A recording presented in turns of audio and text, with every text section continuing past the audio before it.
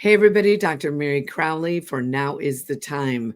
And I've got a great podcast here today with director and economist James Patrick, who actually is going to be talking about this new film that he's got called Stop It, The Great Taking.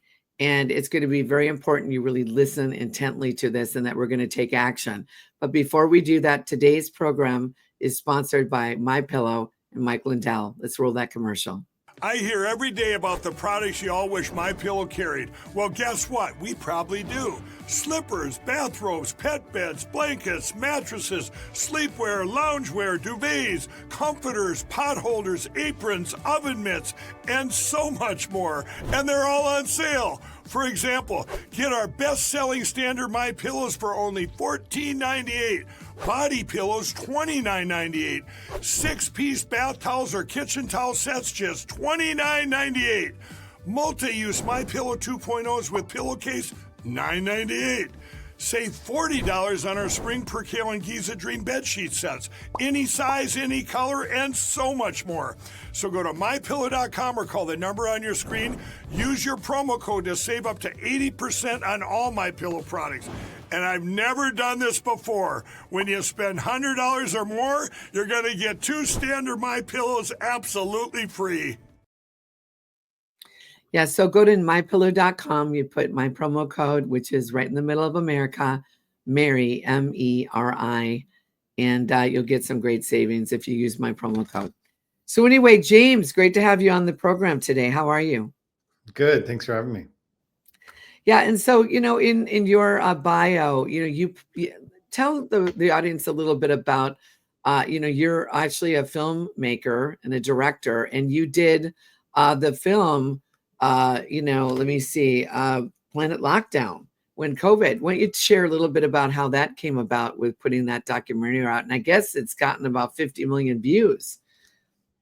Yeah, when the whole thing started unfolding, I really felt like, they were declaring world communism or locking everyone down. So I thought about what I could do about it.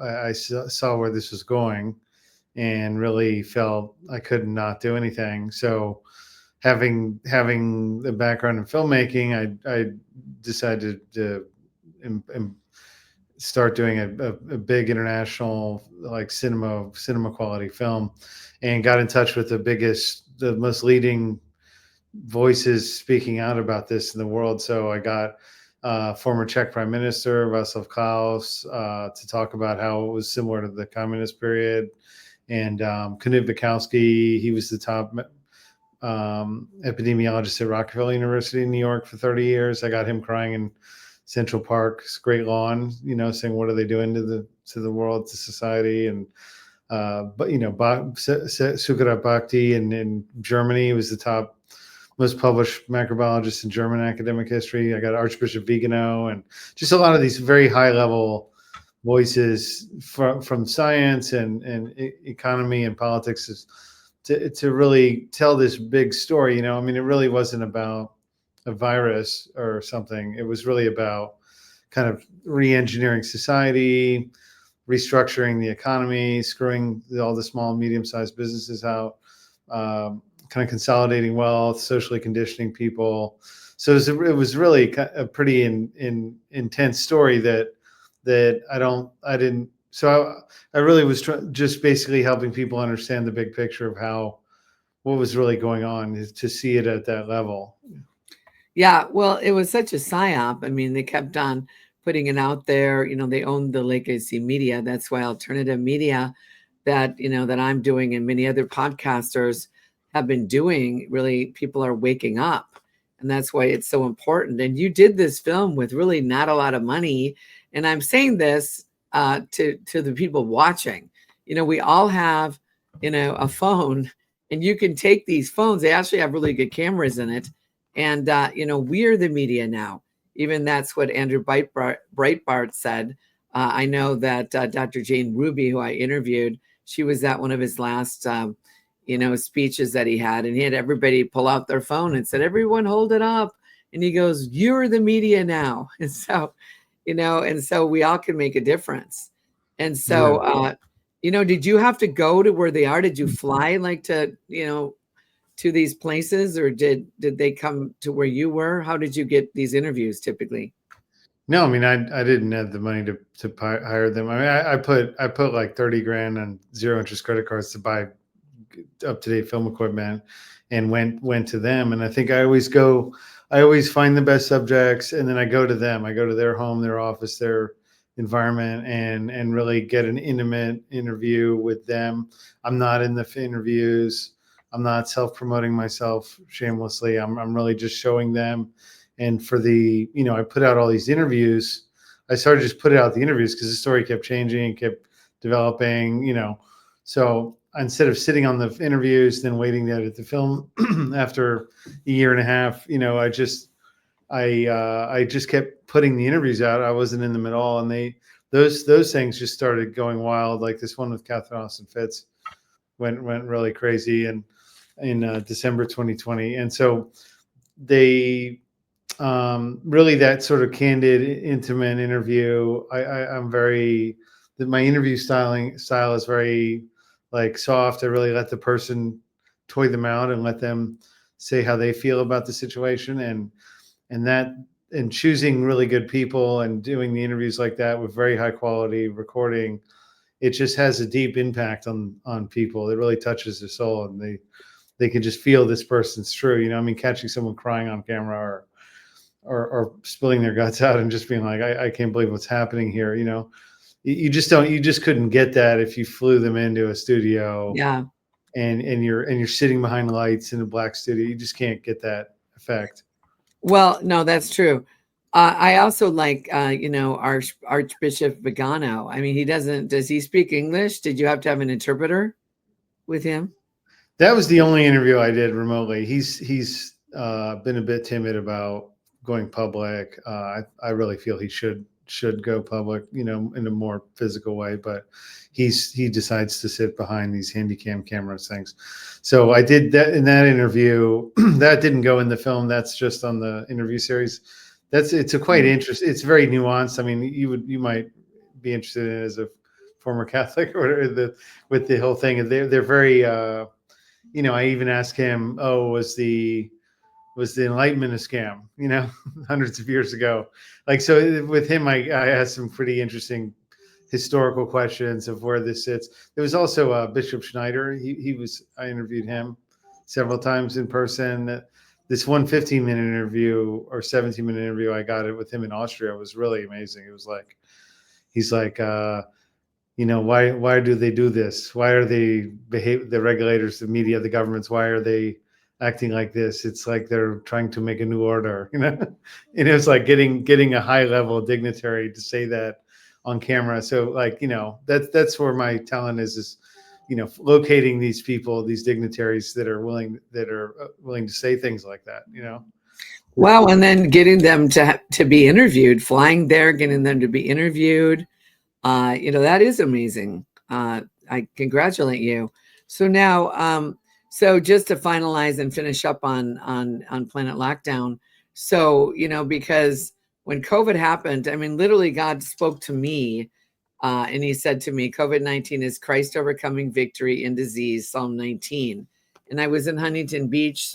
Some friends of mine were doing a large baptism, and these guys from the BBC were out there with their mask on and asking everybody, like doing some sound bites. And I was able to get that out on. I said, well, I shared that, statement, but then I said, well, if Antifa and BLM can be outside protesting without mask, I said, then we're protesting for Jesus.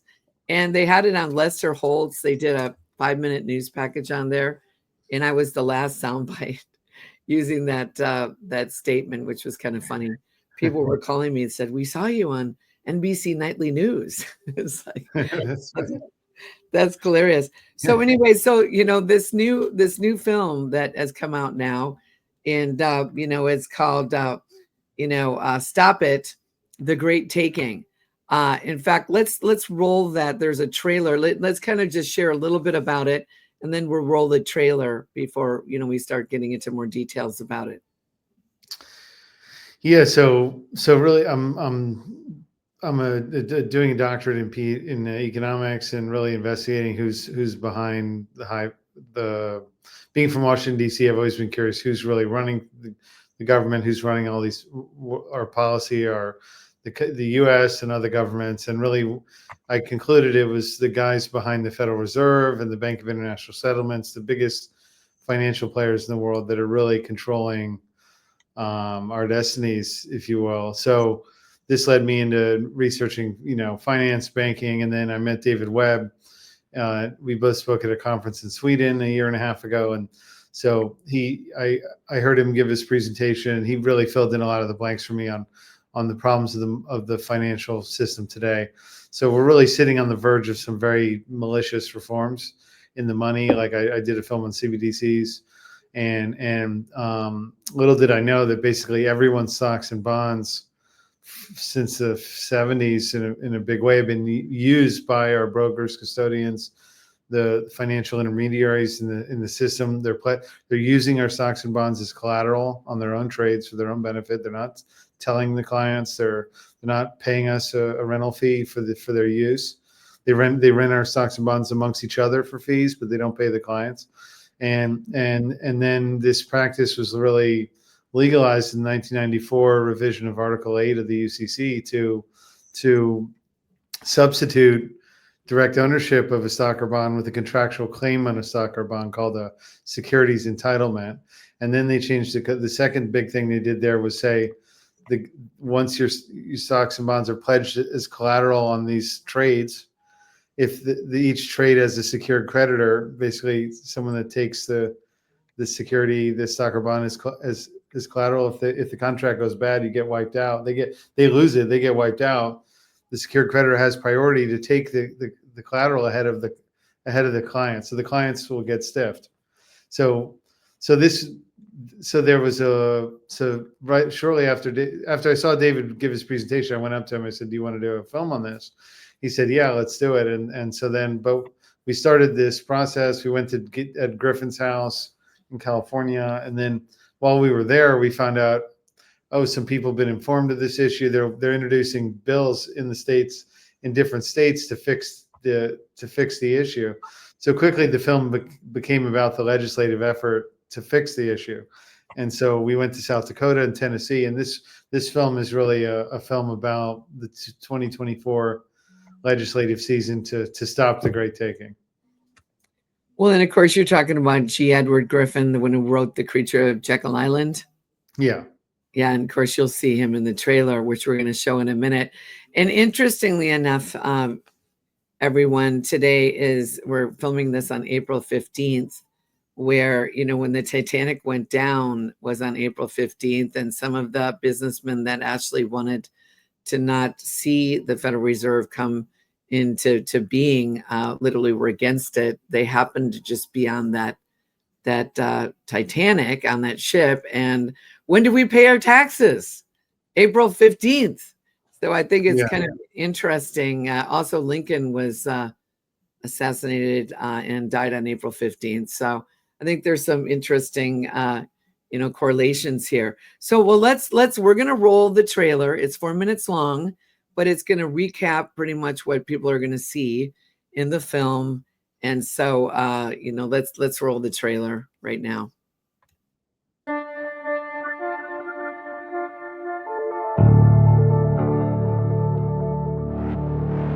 There has been a subterfuge. People all the way to the top of the system are not aware of it. I don't know one stockholder that knows when they signed whatever paperwork they signed to purchase stock that those assets were going to be used for a loan someplace upline. Now, you have to understand this is being done on an enormous scale.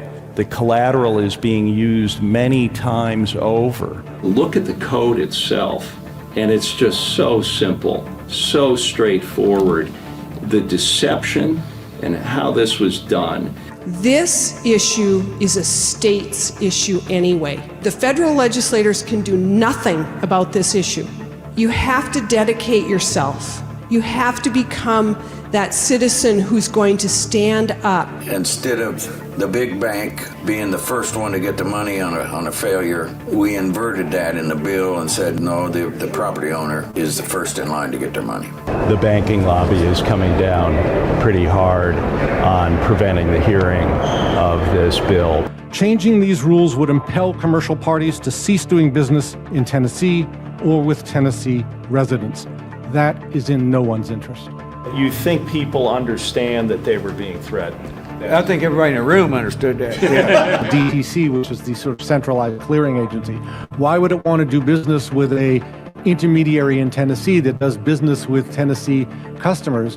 Because now the whole structure of the system doesn't work right to protect DTC. If you want to change it, I would invite you to work with the Uniform Law Commission. I trust the members that were elected by their folks back home to come here and make these type of decisions. By doing what you're doing, they are demonstrating that they are corrupt.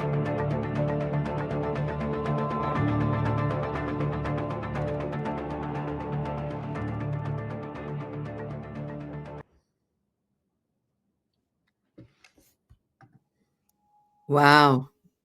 Now that is a lot of people watching here, like they probably have no clue when, they're investing in what they're investing in, that if, give this sequence again, what you talked about earlier. So people invest, let's give a scenario. They invest a certain amount of money, and then where they invest, they're out there like actually using that as collateral and other things that they're doing. Explain it a little bit again. Yeah, like this has really been going on a long time, and it's really fraud. I mean, when you buy a stock or a bond from your broker, they have a custodian, your broker and a custodian, and then they actually use your stocks and bonds to pledge it on their own bets, their own derivatives contracts. So they're like contracts, speculative contracts that prices will move up or down in currency, gold or oil or whatever. And then or they rent it out to other firms to pledge as collateral. And now a lot of the times it's actually kept up at a higher level, like the broker and the custodian will not even have the security. It'll be kept up at these central securities depositories, and then it's this highly efficient collateral management systems where all these players are utilizing your stocks and bonds many, many times over. One of the most troubling things is like that. So when you just to explain a little, on a derivatives contract, they'll say you need to post some money down. You need to put some collateral down to activate the contract. They call it like an initial margin. Like, I bet the dollar will go up next week so many basis points, and then you put an initial margin to activate the contract. So these firms will put your stocks and bonds. Usually they require a U.S. Treasury bond will be the kind of standard for collateral to be used. So a lot of times these banks will take your stocks, swap it for a Treasury, and then post that as collateral. So usually your stocks might get swapped up into Treasuries. The Treasuries get posted as collateral, and then data I've seen from the Bank of International Settlements is showing that in recent years the level of leverage, how many times your Treasuries have been reused were like up to over 150 times. You're talking about fantastic levels of leverage, of rehypothecated use of your property. So people think when they buy Treasuries, they're like, oh, this is the most secure, safe thing I can get. Mm-hmm. Actually, well, the system's using it like hog wild, So this is really risky. This is really insane. And if there's severe market downturns, there won't be enough collateral to cover all these contracts. All the initial margins will get wiped out. And with this new legal structures in place, like with this Article 8, 1994 revision, the secured creditors of these contracts will be able to take your assets as collateral, and you'll have no legal recourse. So if you want to know proof of this, you're just going to look at the Lehman Brothers collapse. There, in the case of Lehman Brothers in 2007, Lehman Brothers was playing with all their clients' collateral, all their clients' securities. JP Morgan was their custodian. for these securities, and they were all J.P. Morgan was also the secured creditor on the contracts that they were speculating with the client's securities on.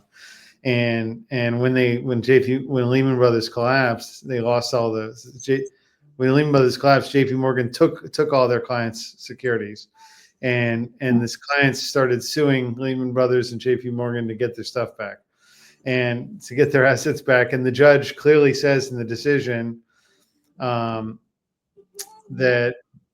due to there was also some changes in bankruptcy law in 2005 and 6 that allowed this. So the court decision was saying, due to these changes in bankruptcy law, that essentially legalized fraud. So they said a fraudulent transfer or constructive fraud, or like you didn't pay the person anything for the use of the securities. That's fraudulent. You took them on the eve of bankruptcy in less than 90 days. You can't just remove. It's like a fraudulent transfer. You can't just take the stuff right on the eve of a bankruptcy or when you know something is going to fail. If there's insider double dealing, which J.P. Morgan was, because they were the custodian and the secured creditor. So essentially, they've also changed bankruptcy law, legalized fraud. So this is a really bad legal environment to be owning stocks and bonds, where the largest firms can essentially take your stuff and then in the event of bankruptcy. So. Wow. Well, of course, banks are doing that too, where, people put, cash or whatever in the bank, and they basically are, doing the same thing. That's why, when certain things happened, a lot of people go and make a run on the bank trying to withdraw their cash, and it's not there. They don't have they don't keep it on hand. It's a similar concept to that fractional reserve idea, that you're putting a deposit in, and then they're lending it out. That it's similar to that. They started essentially the financial services industry started to do that, but with everyone's stocks and bonds too. Right.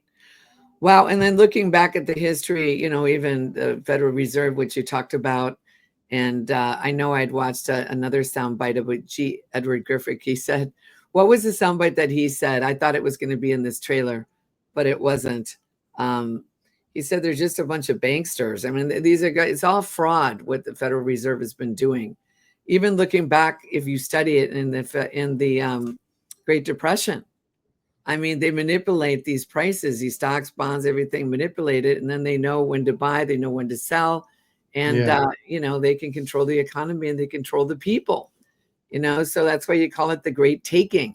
And so, what can the people do? James, like that's one of the things that.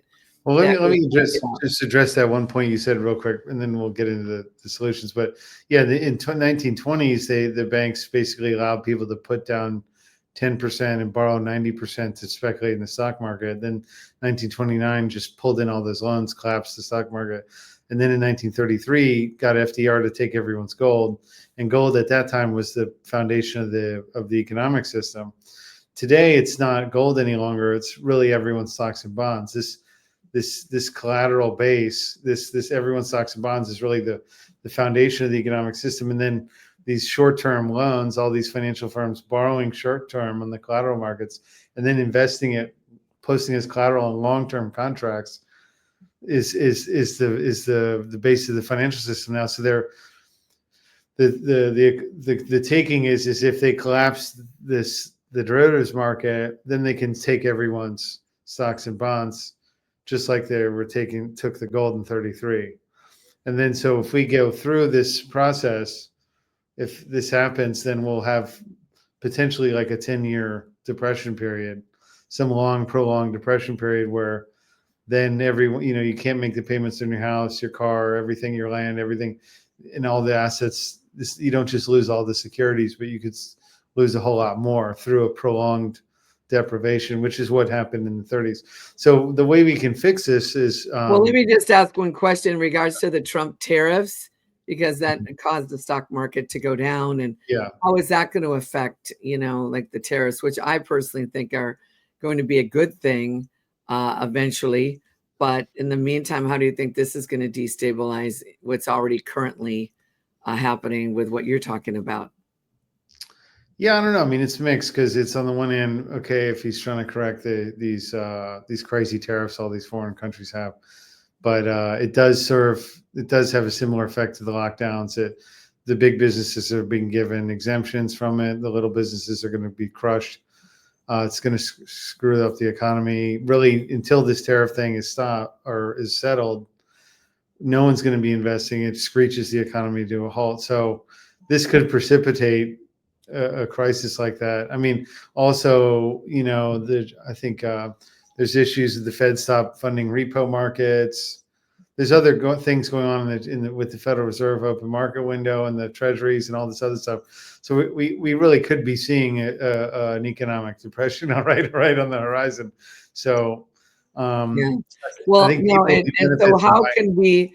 Well, and two, me being a believer, and we pray. I mean, our show, people know that I'm in the ministry as well, and it says in Second Chronicles 7:14, if God's people will pray, humble themselves, seek his face, but lastly turn from our wicked ways. There's been a lot of corruption.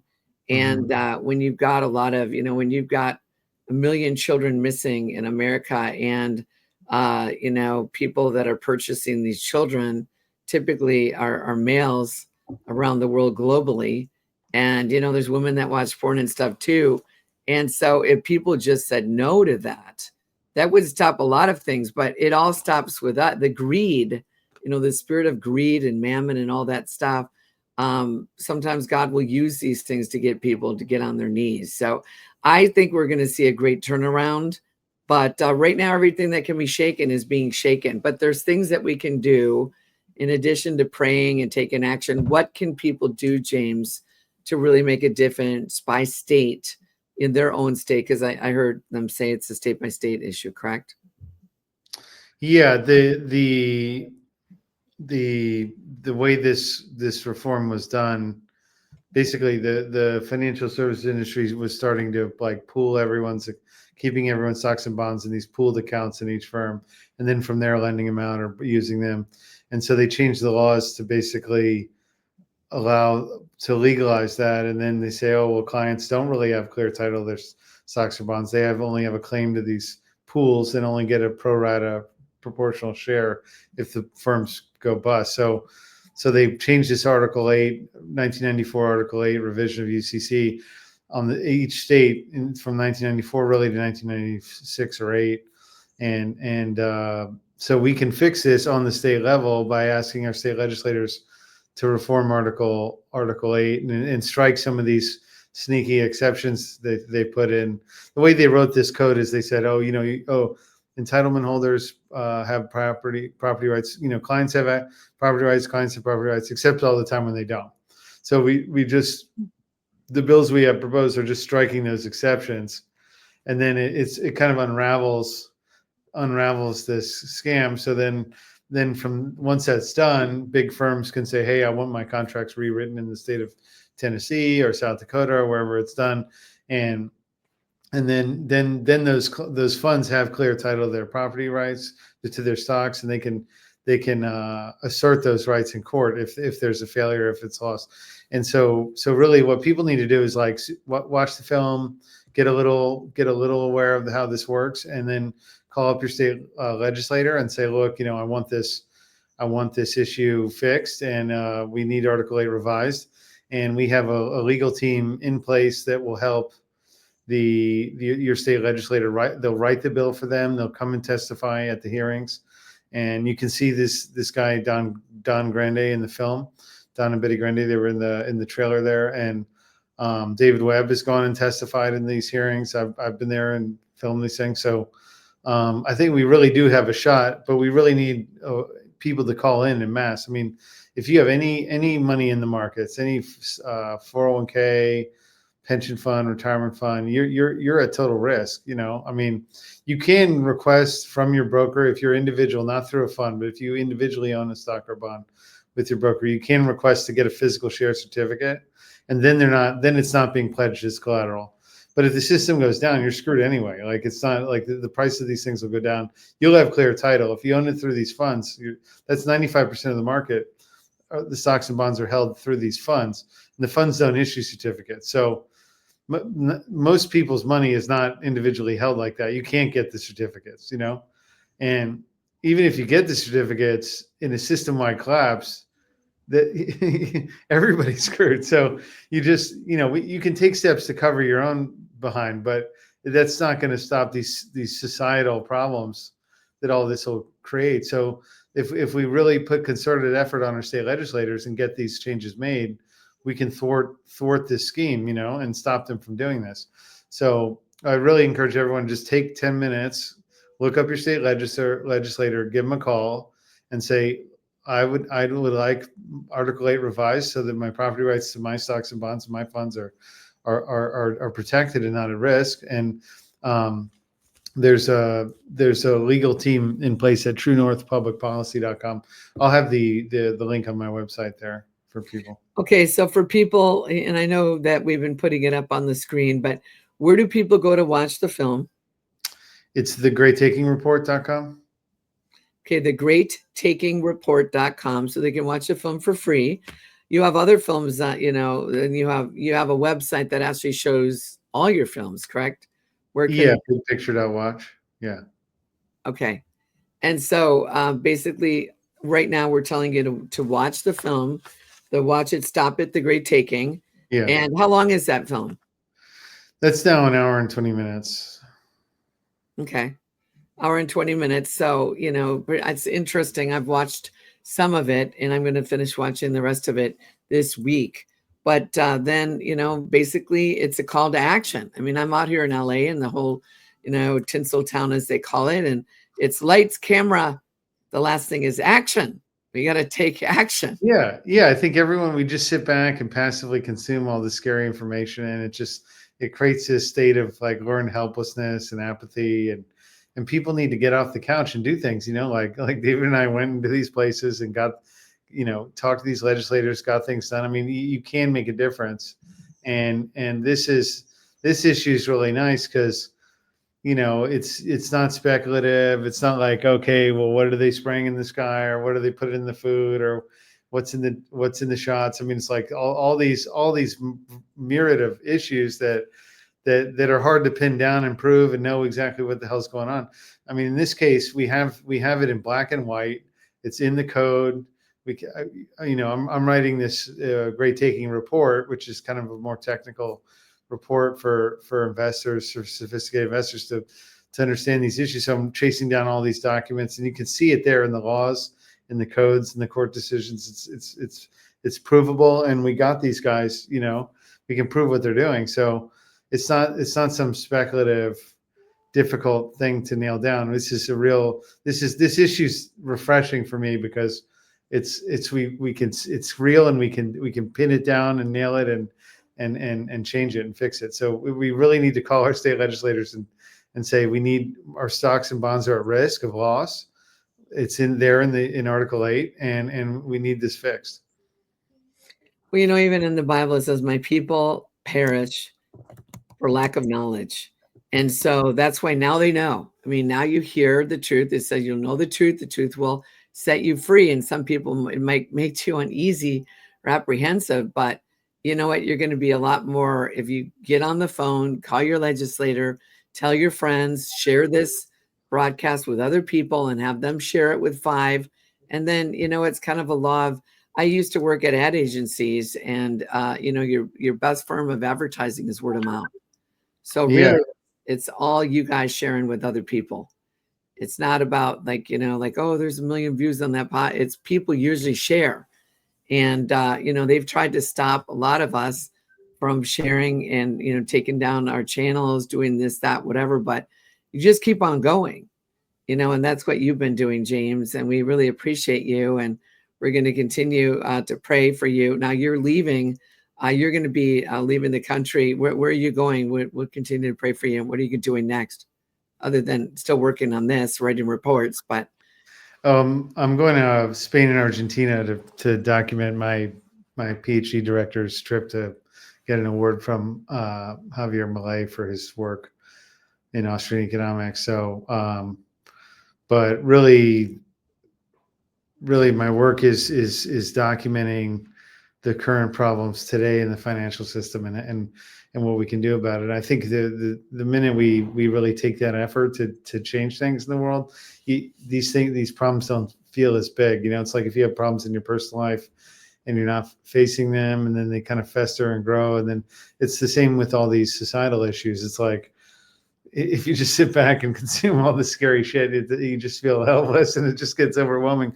But the minute, just don't get overwhelmed with the whole thing. Just pick one topic, get your own life in order first, and pick one thing that you can do and just chip away at it and do it. And then all this stuff, your problems don't seem as big when you start to address them, Sure.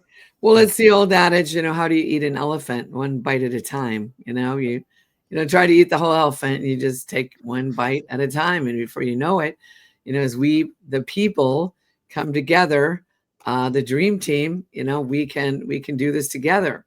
But they try to scare people, and that was COVID, was 6 feet apart, wear a mask. It was all like, wasn't even true. It was just, they used the mainstream media, to try to make people fear, and which is false evidence appearing real. So anyway, thank you so much, James, for coming on, and thanks for watching. Now is the time. Please go to watch the film, and please call your legislature. Please take action and share this with as many people as you can, and each one reach one, teach one, and we're going to see, I believe, a great takedown, a great shaking down. We're not going to be taken down. They're going to be taken down, because we're awake now, and they can't stop it. And so anyway, but that's why the film is Stop It, The Great Taking. Actually, Edward Griffin came up with that name, Stop It. Oh, did he? Okay. Yeah. Stop It, The Great Taking. So anyway, you can stop it by letting other people know about it and sharing it with your friends. And they go like, really? Because most people, just as we finish, because I know you have to get on, and I know you have to get off in a minute, but most people don't know what we're just talking about here. And so you now need to be the one to tell it, because now that you're accountable. And so now you can spread the news, and you're not spreading fear. You're just making people aware of what could happen. So we need to take action and make those calls, and do what we can to get the legislator. They can send the film to their legislator. This shows we got Andy Guggenheim from the Guggenheim family came to oppose the bill and admits in the hearing that all the securities are used as collateral. So the fact that even though we haven't gotten any of these bills passed yet, the fact that we've got them in state houses, they've been heard on the House floor, and are in these subcommittees and committees, that really makes it real for people. So sending that film around does illustrate that it's not some kooky thing. This is a real issue. Yeah, share the film too. Well, great. Well, thank you so much for coming on, James. Thanks for watching. Everyone, now is the time. And you can also go to my website, MeriCrowley.com. I do have different blogs that I've written. I do have, some of my past different programs, podcasts that I've done, as well as please follow, subscribe, and share this with people, and let everyone know the truth, and you will be set free. And it's going to be amazing. So thank you for watching, and we hope to see you soon. God bless you. Thank you, Meri. God bless. Huh?